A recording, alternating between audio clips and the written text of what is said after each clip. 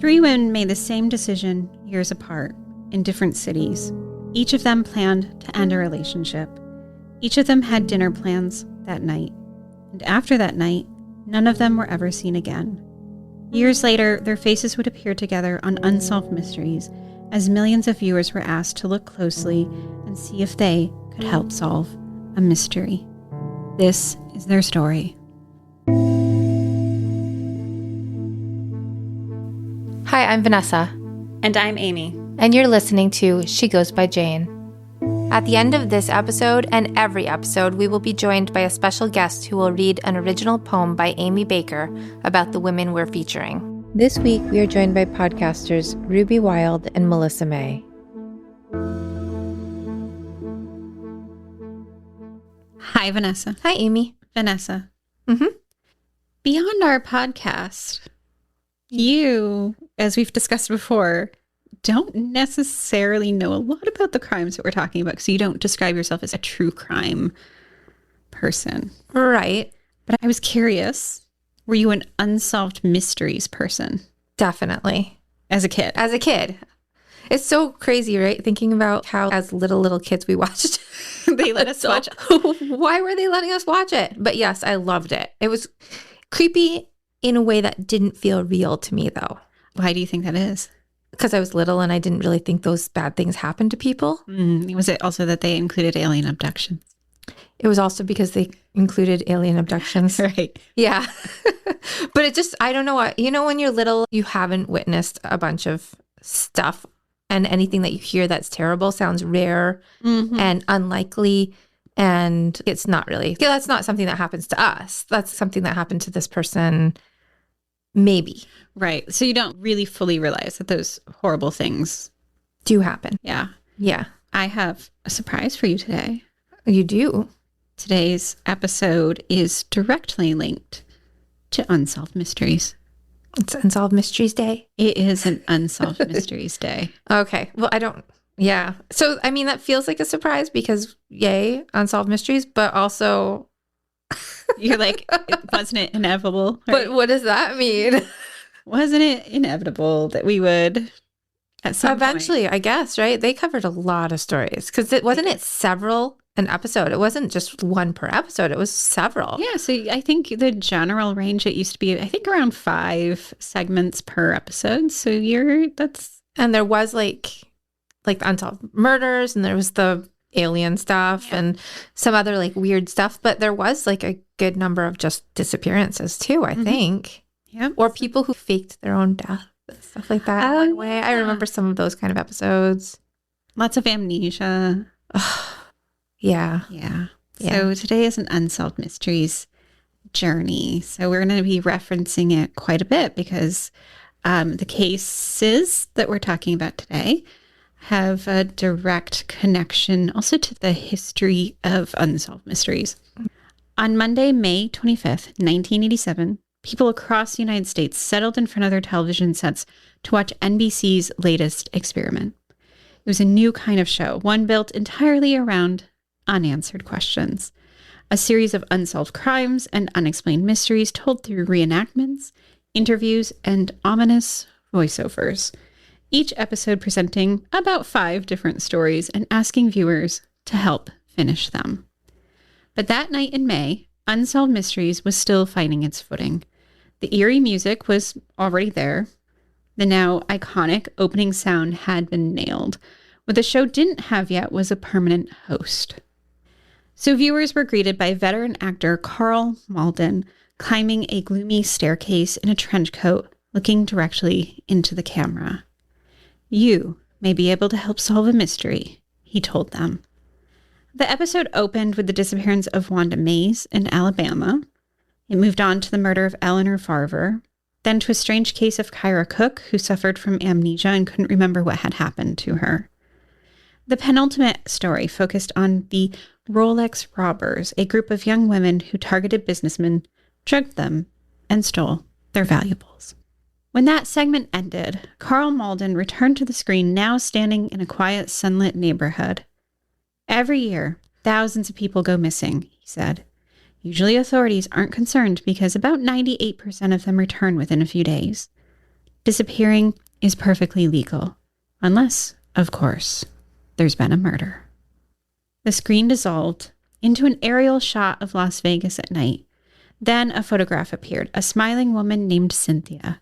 She had disappeared after planning to end a 5-year relationship.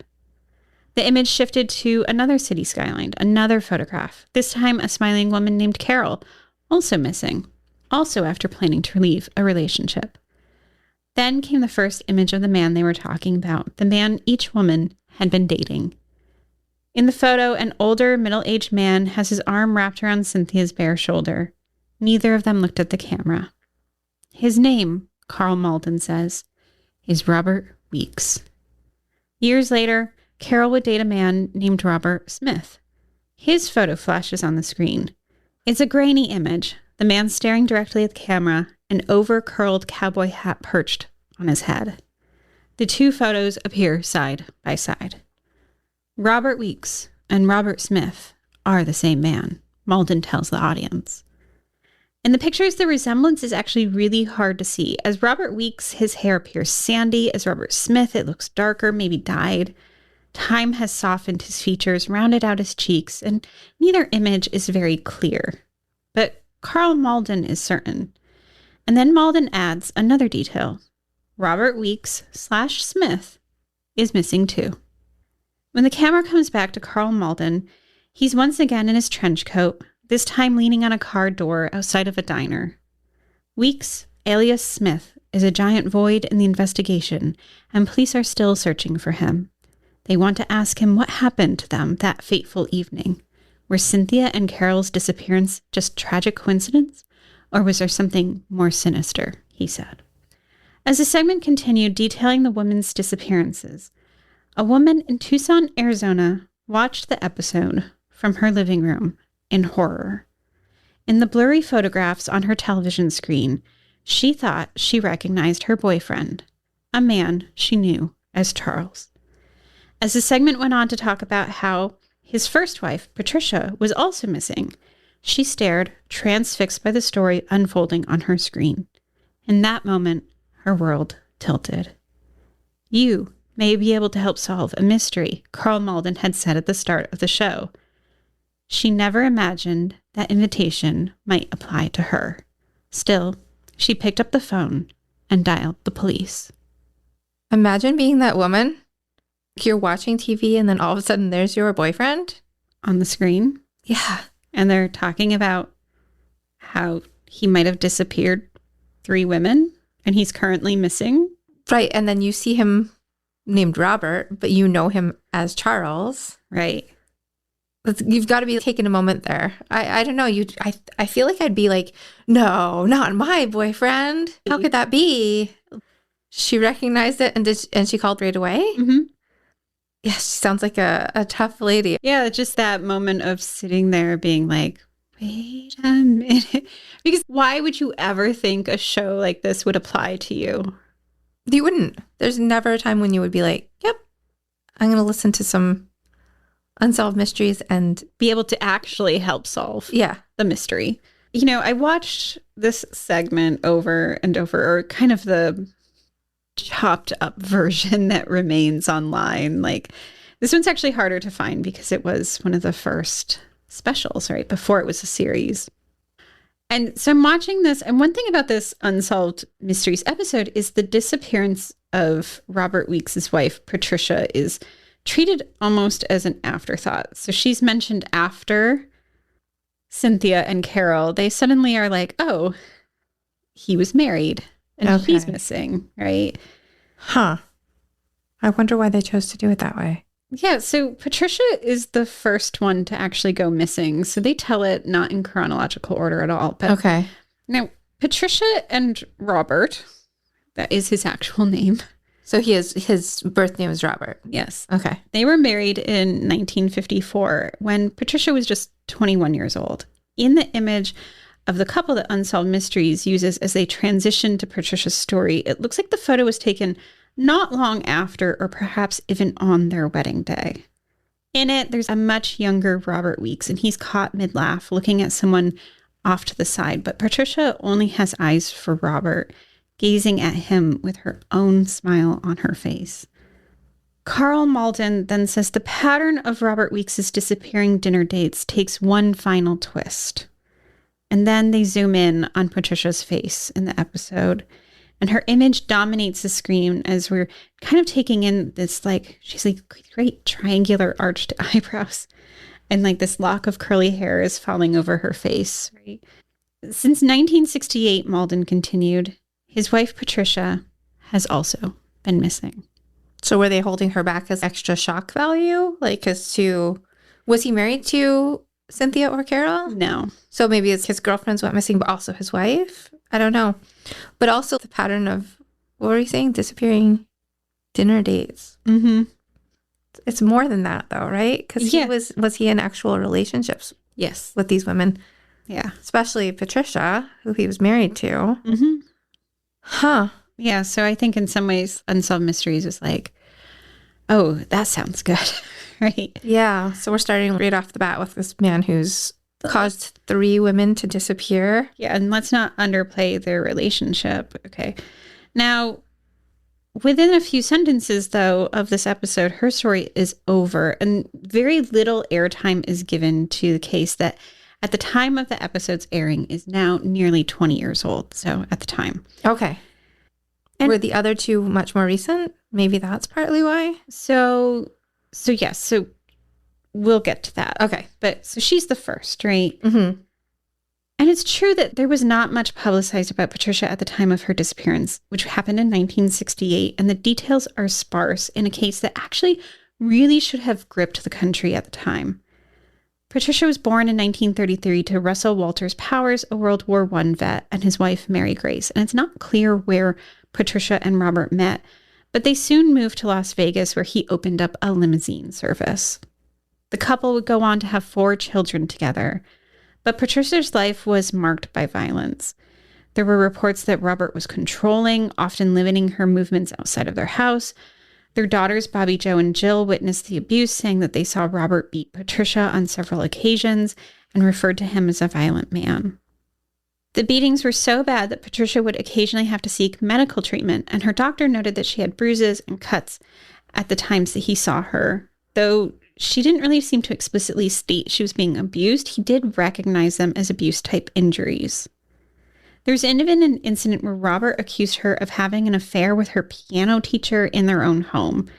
It's clear that not only was he possessive and controlling, but paranoid as well.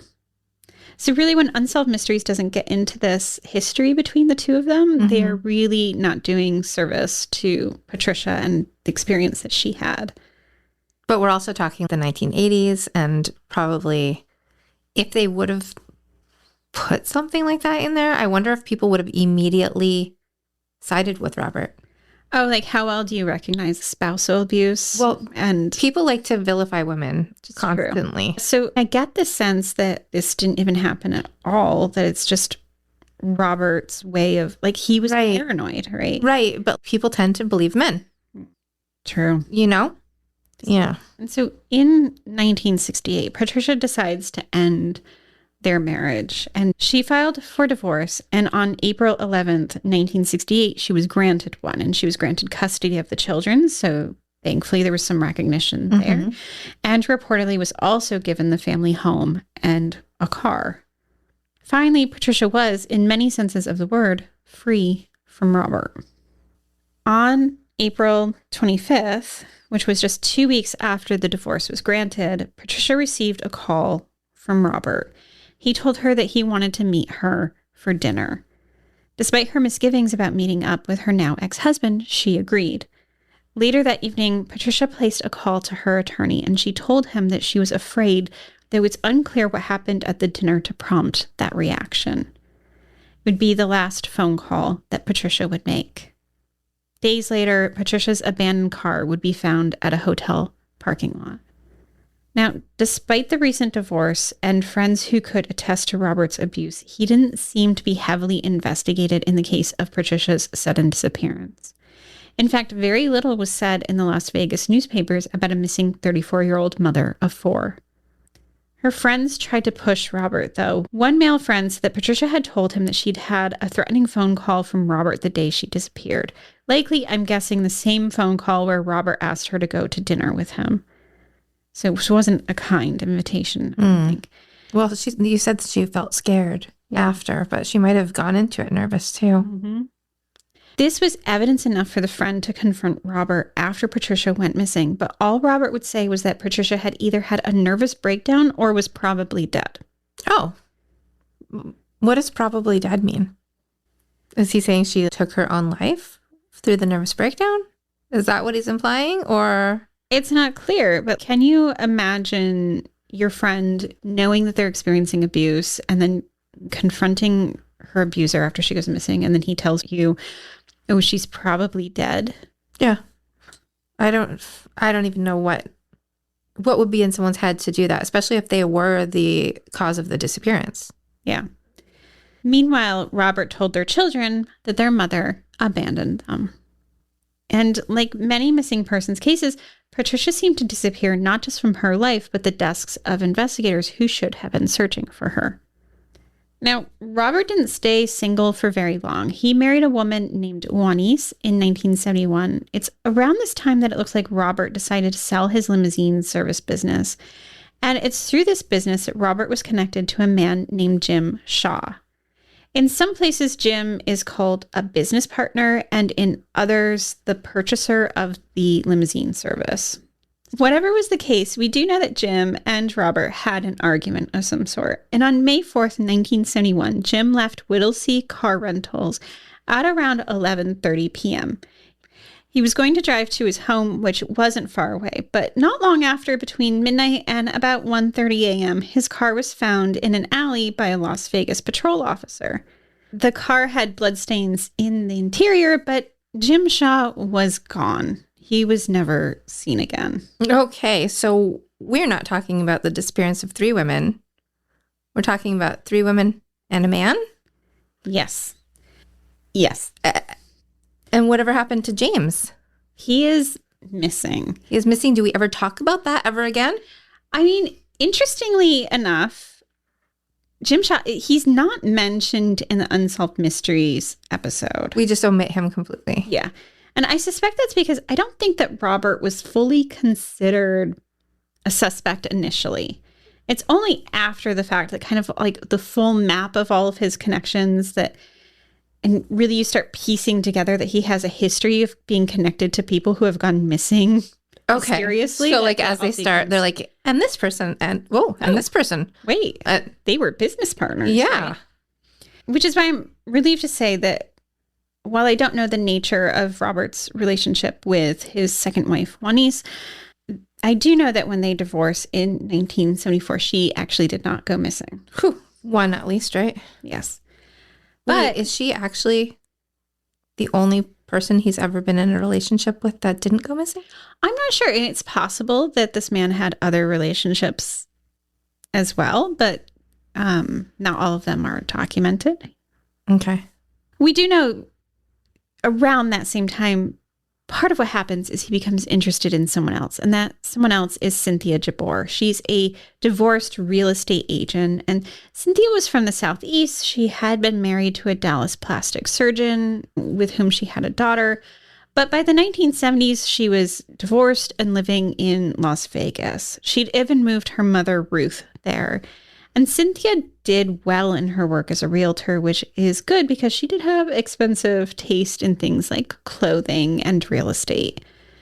In many ways, Robert likely seemed like a good match to her when she met him. He'd had a successful career owning the limousine service. He even lived at Regency Towers, which was the first high-rise building in Las Vegas, which even now boasts of relatively expensive condos. I don't find this man attractive, but there is a lot of details about how attractive Robert was. People were comparing him to Clark Gable. Did he look like Clark Gable? I don't think so, but this comes up repeatedly. But it's also hard to look at a picture and be like, this man disappeared several women. Do you think he's attractive? I mean, we do apparently do that these days. I know, but you, right away, you should be like, nope. Nope. It doesn't matter what he looks like. Yeah. Dude's not attractive. Yes. Now, the two date for years. They never marry, they never move in together, but also their relationship is on again and off again, indicating that things were not smooth sailing between the couple. And there's plenty of reasons for that. Her mother, Ruth, said that Cynthia had told her that she was afraid of Robert. So in many ways, Patricia and Cynthia likely had a lot in common when it came to their relationships with Robert. And like Patricia, Cynthia was finally ready to end her relationship with Robert for good. And so that happens on October 5th, 1980. That day, she had lunch with friends and told them of her plan to end what was actually a 6-year relationship with Robert later that night. Wow, so that was a significant amount of time. After lunch, she went home, she changed her clothes, and witnesses remember seeing Cynthia and Robert maybe at Caesar's Palace, and others saw her in the lobby of Regency Towers. But after that, Cynthia is just gone. In the next days, Cynthia's friends are unable to reach her by phone. They try calling her repeatedly, and when she doesn't answer, one actually breaks into her apartment. She'd later say that she half expected to find Cynthia dead inside, but instead the apartment was eerily empty. It's so startling that both these disappearances seem to happen within hours. Yes. Completely gone in just a matter of hours. Mm-hmm. Yeah. It's really disturbing. Now, in many ways mirroring what happened to Patricia, Cynthia's car is later found. Hers is found at Caesar's Palace. Unlike in the case involving Patricia or Jim, though, Robert is a person of interest in Cynthia's sudden disappearance. Her friends and family are adamant that she wouldn't have left on her own. She had a substantial amount of savings, $47,000, and that was in her account, and she hadn't touched it. And according to everyone, Cynthia really loved her collection of kind of high-end clothing. But beyond an outfit that had been laid out on her bed, everything was still there, and she wouldn't have gone anywhere voluntarily without packing some of her beloved clothes. Police asked Robert about Cynthia, but he claimed they'd actually never made it to dinner that night, and he didn't know what happened to her. Despite his denials, they did schedule Robert for a lie detector test.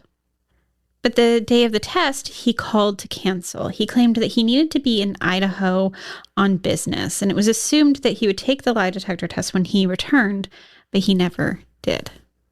Robert Weeks abandoned everything in his Regency Towers condo and never came back. Detective Carol Grant with the Las Vegas police was able to trace him to the border at Tijuana, Mexico. Not Idaho at all.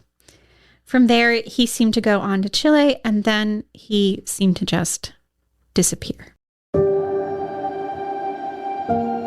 We'll be back in a moment.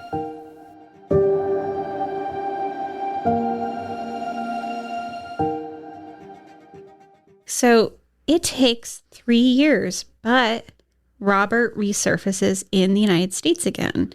He enters through Houston, returning to America practically a new man, and now his name is Robert Smith, and he is traveling on a Libyan passport with that name on it. That's right, though, because there's going to be another woman, right? Mm-hmm. You said they mentioned 3. Oh, my gosh. Okay. Now, Las Vegas is no longer an option for Robert. He'd left a trail of unanswered questions and suspicion there, so it wasn't safe for him to return there. This time, he sets his sights on San Diego, which is a place where he could start a new business, this time in construction. That year, he also met a woman named Carola Ann Riley in Colorado. Robert had been in Colorado when he broke his leg, and while hospitalized, he met Carol, who worked as a nurse at the hospital.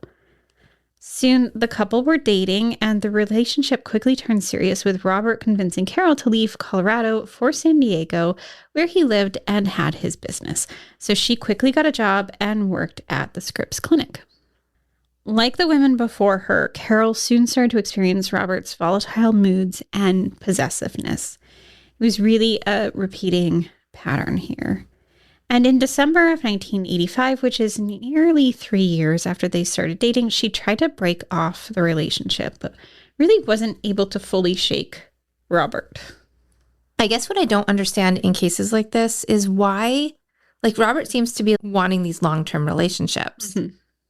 But how can somebody keep just doing this? How can somebody keep getting into a long-term relationship and then killing the person they're with? Like what is the end goal with this? What does he think is going to happen? He just keeps doing the same thing over and over again. Like it's not keeping anyone in love with him. It's not like, what is the purpose of this? It's just a waste of life for no reason, because you think he could just move on in the same way, leave that person like a normal person and go on and start a new relationship. Well, in a lot of ways, what I can see in these repeating patterns is also the behavior that Robert has, before he makes that decision to disappear them, right? Which is that in his pattern, everything is incredibly controlling. I don't think that he sees or feels love in the way that we might be thinking, because to him, a relationship is about control and power and being in charge of someone. And when those women break that control, he just spirals, essentially. Because these are women that sound like strong women. They have, good jobs and they have children. And it might seem like a silly thing, but I think it's kind of cool that Cynthia had this collection of clothing that she really cared about. And, they're women that have goals that they're working towards. And to be in these long-term controlling relationships and then not, like, they're actually trying to get away from them. Yep. And then not able to. It's just, I just don't understand men like him, I guess. And I don't think there is any understanding it. Yeah, all of these women are experiencing these patterns of abuse. And it does feel like, from an outside perspective, we're watching it just kind of, it feels like a rewind and then playing it again, right? I think like how little each of them probably knew about each other and his history, etc. That's just like, for him, I don't understand why you can't just allow someone to exit your relationship without having to end this way, especially when they have children. Right. Well, it's part of toxic masculinity in which they're taught. It just doesn't, it will never make sense, I guess. Now, she tries to break up with him. She's not really fully able to. So finally in April of the following year, so 1986, she's deciding to end the relationship fully for good. She just needs to be done with this man. And so she planned to tell him of her intentions to move back to Colorado. She wants to leave Robert and California behind her. And she even has a new relationship with a doctor in Colorado. They plan on getting married. So she's pretty serious about this being it with him. On April 5th, 1986, she leaves a conference at the Scripps Clinic, her place of work, and a coworker sees her leaving. And around 5:30 p.m., she speaks to her boss on the phone. She also spoke to her father on the phone, and she let him know that she planned to go out to dinner with Robert. And her father was aware that she was just trying to end things with this guy. Those were the last known contacts with this 42-year-old woman. By morning, it was clear that Carola Ann Riley was missing. Now, because so many people in Carol's life knew of her relationship with Robert and her attempts to end it, he immediately came under suspicion. But like in Cynthia's case, he told investigators that although they'd planned on having dinner, their plans had been canceled. On April 7th, which is 2 days after Carol went missing, Robert told his roommate that he needed to go away on business. And just like before, Robert dropped out of sight, leaving everything he'd built in San Diego behind. San Diego Police Homicide Lieutenant Phil Jarvis made a public statement about Robert saying, "We have a lot of questions about Carol's disappearance and want to question him." Meanwhile, Carol's family and friends were left frantically searching for her. The next day, April 8th, her car was found abandoned at the Hanalei Hotel parking lot in Mission Springs, which is not far from San Diego. So it's really this repeating pattern. He successfully did it once, he's going to do it over and over. I'm just sitting here listening to this and thinking about this guy is the exact reason why there's that, like, saying, if you love someone, you have to let them go. Right. Yeah. Carol's new boyfriend, who at this point actually might have been her fiance, hired a private investigator to learn more about Robert and what might have happened to Carol. And what he discovered was, of course, shocking.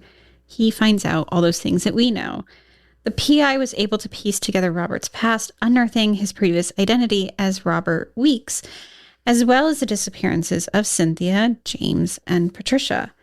Knowing this information had to have been gut-wrenching for Carol's loved ones who just wanted her to return home, and hope must have faded once they found out who he was and what had happened. Mm-hmm. Now, on May 6th, 1986, a man named Charles Stolzenberg arrived in Tucson, Arizona. It's just 1 month and a day after Carola Ann Riley had disappeared, and Robert was reborn as a businessman walking the streets of Arizona. Just a month later. Yeah. And he's just moved on. doing his thing. Yep. He rents a home on East Maple Street and was soon cooking up a new business idea with a man he had met there, Gene Irwin. Charles would buy up inexpensive used cars, then turn them over to Gene for repairs, and then the two would sell them at a profit. It was really a simple business plan for sure, but one with few moving parts that Gene thought would be successful. Now, Gene knew that Charles had been married and had 4 kids, but learned that his wife had left him.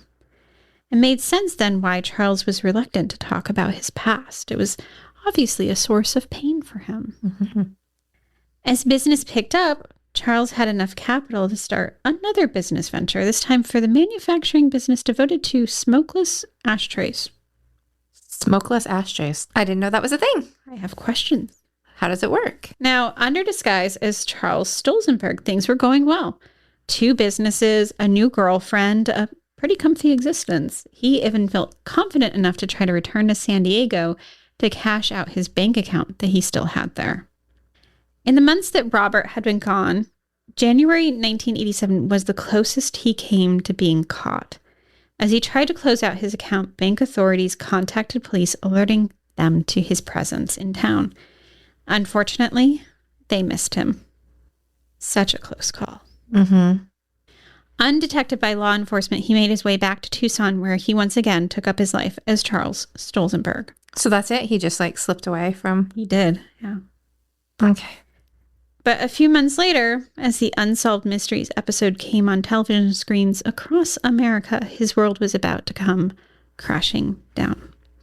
Watching was his current girlfriend, who recognized him as the man she was dating in the photos. But soon she was actually receiving her own phone calls at her home. Friends and family were calling her to ask if she was watching. If she too thought that Robert Weeks or Robert Smith or whatever he was calling himself was Charles. It's great that they were doing that, but imagine doing that to your friend and then finding out you're wrong after you just accused her boyfriend of being a murderer. Do you think that your boyfriend's a murderer? Yeah. At least they were right. But also just sitting there thinking like, that looks like Charles. And then your phone ringing and someone else being like, that looks like Charles. Yeah. It probably helped her make that phone call because like otherwise he wasn't alone. Yeah, exactly. Yeah. Now, her call to report it was not the only one. Others who knew Charles were stunned by the same realization and also called in to say that he was in Tucson. On May 27th, the day after the show aired, detectives entered his business on West Flores Street in Tucson. "Hi, Robert," one of the detectives said. And without thinking, Robert said hi back. Perfect. Yeah. And happening so quick, like the next day. So they phoned the same day as the episode, and then the next day they walk in and he's there. He's there. I mean, thank goodness there was that quick of a turnaround, because there wasn't enough time to be like, oh, hey, like I saw a guy on TV who looked like you, you know. That's true. Yeah. That is true. And also, thank goodness that Robert was not watching Unsolved Mysteries that night. Mm-hmm. Now, with this, Robert is arrested, and initially he's charged with some financial crimes, one of which is embezzlement that had occurred in Las Vegas, because this is enough to hold them while they readied their other charges against him. Everything kind of is moving at a breakneck pace, so this financial crime, it's enough to hold him down, right? Mm-hmm. Now, despite learning that the man they knew as Charles was accused of these crimes, those who knew him were kind of left to wrap their heads around how could this be? true, right? His landlady, Hazel, said he was a perfect gentleman. I never had any trouble with him. I don't understand it. Nobody does. It's unbelievable. All I'm doing is praying it isn't true. But his business partner, Jean, knew kind of the slippery side of Robert, saying he would sidestep intrusions into his background. He could intelligently form words that would answer you, but not tell you anything. Soon, though, Robert's life in Tucson would feel like a footnote. In June 1987, he was charged with the murders of Patricia and Cynthia. The embezzlement charges were actually dropped after the only plaintiff, one of Robert's relatives, decided not to move forward on that. In April 1988, Robert's trial finally began. Deputy District Attorney Mel Harmon stated that the evidence would show he was driven by jealousy to kill the two women. Taking the stand to testify against him were two of his daughters, who were able to talk about the abuse that they witnessed their mother, Patricia, endure. They were just two of the 52 witnesses who were to the stand during the 3-week trial. But in many ways, it seemed like it was actually Patricia and Cynthia who were on trial. The defense attorneys painted Patricia as a lush who had sex with a neighbor on a piano stool in her own home. And Cynthia was depicted as a materialistic clothes horse who repeatedly cheated on Robert with other men. It goes back to what I was saying about women being blamed. Yep. So that was the tactic that they used in court. Obviously, these poor men can't be at fault for the things they do when the women drive them to it. Ugh. Yeah. Yeah. It's the exact playbook, right, that you were mentioning earlier. But fortunately, there was very damning evidence against Robert, including his own diary, in which he had written passages like, "Cynthia and Art, dead damn you." What's the Art part? Oh, Art is a man that he believed that Cynthia was cheating on him with or seeing. Did anything happen to him? Art was fine. Okay. And I would also like to say that he didn't spell damn correctly. Damn. He also wrote, "Cynthia, you are a dead blank. You have humiliated me beyond belief. I will even the score. A dumb blank like you deserves what you get." Did he write the blanks or are you leaving those out? So I think he wrote the blanks. He's like a polite killer? I can't tell if that's just how it was reported in the newspaper or if the blanks were actually originally there. You know what I mean? Yeah. Curious. Now, at the end of the 3-week trial, jurors found him guilty of first-degree murder on April 22nd, 1988. On July 1st, he was sentenced to 2 concurrent life sentences, and Judge Robert Rose tacked on an additional 10 years for good measure. His case was the first ever solved through Unsolved Mysteries, likely bolstering efforts in getting it picked up as a regular television series, since it illustrated the effectiveness of the programming and definitely drove up viewership numbers. His case was also the first successful conviction for murder in Nevada without the presence of bodies, which is great because still today we see reluctance in bringing forward cases, right? On September 20th, 1996, Robert died in prison, never having revealed where his victims were. Okay, so that's 2, though. There's 2 more. Whatever happened to James and Carol? So James's case kind of just falls by the wayside. That's it. This. Yes. But Carol's is a different story. Because like many multiple victims cases, prosecutors declined to pursue additional charges in Carola Ann Riley's case. The rationale for charging him for Cynthia and Patricia is that it allowed them to try both of them at the same time in Nevada. But Carol's case would have required them to extradite him to California. Now, this is an expensive process, and it was deemed unnecessary after he'd already received 2 life sentences. But when something like that happens, family members can often feel like they never received justice or full acknowledgement of their own loss. While most believed firmly that Robert had harmed Carola Ann Riley, that final piece was just never there. And that, combined with Carola Ann still being missing, had to have been something greater than a heartache for her family. But there's been some recent developments in Carola Ann's case.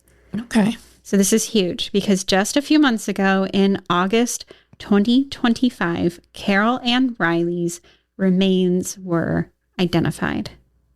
Wow. So is she the only victim of his that has been? Mm-hmm. Okay. Now, they actually found her remains on May 16th, 1987, which is actually just 10 days before that Unsolved Mysteries episode aired. For real. Yeah. So they've had her this whole time. Yeah. They were unable to identify her. She was a Jane Doe. Now, a person near Benelli Landing in Lake Mead had found a human skull on the ground. And when investigators responded to the scene, they found there were more remains buried in a shallow grave and wrapped in a yellow blanket. The person had no identification on them, and the best they could figure out at the time was that this was a woman between 20 to 40 years old, and she had light brown hair. There was not much to go on back in 1987. Early identification attempts were, again, very unsuccessful, and the remains were found hundreds of miles from where Carola Ann Riley went missing, so there was no reason to link these two cases at the time. In 2011, though, investigators in Austin, Texas reached out because they thought this Jane Doe might be someone who was missing from their area. The dental records, though, were not a match. So they're comparing their Jane Doe's dental records to Carol's remains? Is that what's... So at this time, she's a Jane Doe, and they have noted her dental records of the body. Okay. Oh, okay. So they're comparing a missing person from Austin, Texas, whose dental records they have.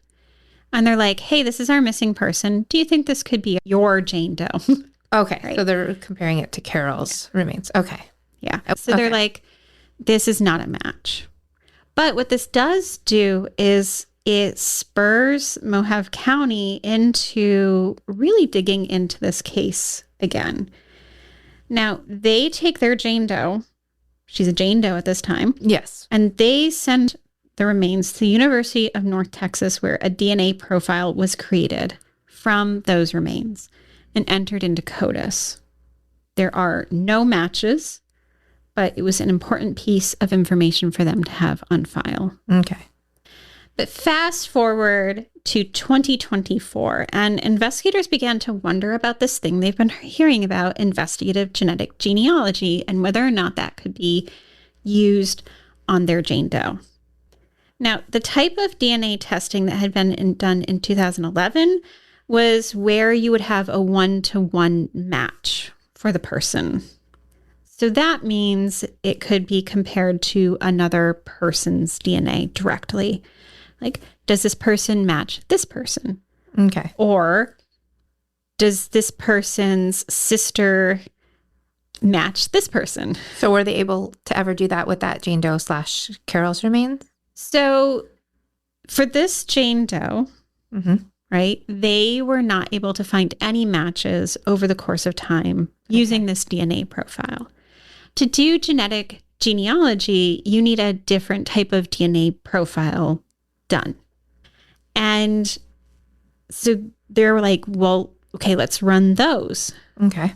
So we can build a family tree from this person and discover their identity. So they just have to go back to the remains and get more DNA? Yes. Okay. Did they do that? Well, unfortunately, they learned that Jane Doe's remains were cremated in 2016, and they were scattered in an unknown location. And that prohibited further DNA testing. Okay. Yeah. I think at the time, there was not really an understanding of that further future developments could happen when it came to DNA. Were they able to go back and look at the blanket? Yeah. So the blanket is key because she was wrapped in a blanket. Right. And often, you know, our clothing and all that have information on it. So they took the blanket, they took the clothing. This was sent out to see if DNA could be pulled from that, but that was also unsuccessful. Okay. But on an off chance, a California Department of Justice unit had a forensic odontologist compare Carola Ann Riley's dental records with this Jane Doe, and they were a match. So they just out of the blue, just like, hey, let's try to connect these two. Yeah, they're like, okay, DNA is not working. What else do we got? Let's go back to the drawing board. So that's actually how, after all this trying with DNA, they were able to do this in, you said 2025? Yeah. So with kind of more of an old school method, but it worked. And really, honestly, the quiet hero of it is actually investigative genetic genealogy, even though it ended up not being used, because that change and use of it is actually what spurred further inquiry into her case. Now, finally, after almost 40 years, what happened to Carola Ann Riley's body was finally known. And honestly, Vanessa, it's stories like this, stories of people who continue to look for these kinds of answers, is what encourages me to keep telling these stories and sharing these stories, because somewhere someone knows more about what happened to Patricia and Cynthia. And if we can keep sharing their stories, it's in the hope that one day too, they will be returned to their loved ones. We're now going to listen to Amy's poem, Duplex for the Missing, read by Ruby Wild and Melissa May. Ruby Wild, a forensic scientist, and Melissa May, the daughter of police officers, have been childhood best friends since elementary school. Together they host the Bloody Besties podcast, where they present little-known cases. Duplex for the Missing. Patricia Weeks, 34, missing since April 25th, 1968, from Las Vegas, Nevada. Cynthia Jabour, 47, missing since October 5th, 1980, from Las Vegas, Nevada. On the Las Vegas Strip, flamingos perform, as though on stage, balancing on their thin legs. As though on stage, a man performs, balancing his body across the fence of the enclosure. Once across the fence, he reaches for one, lifts it into his arms. "I'm taking it home," he says. And taking it home, as though it's his to take. All this man knows is how to grab what he wants. All this man knows is how to take what he wants, to say you were his under the flashing lights. Under those strip lights, you were his once, your body no longer your own. Once your body was no longer your own, he believed. There was nothing he could not do to it. Nothing he could do to your body brought you any closer to home. You're so far from home, the desert winds, the flutter of feathers as you found your breath. Out on the Las Vegas Strip, the flamingos are finding their balance, hoping we understand their dance. For more information about our show, please visit shegoesbyjanepodcast.com. Bye, Vanessa. Bye, Amy.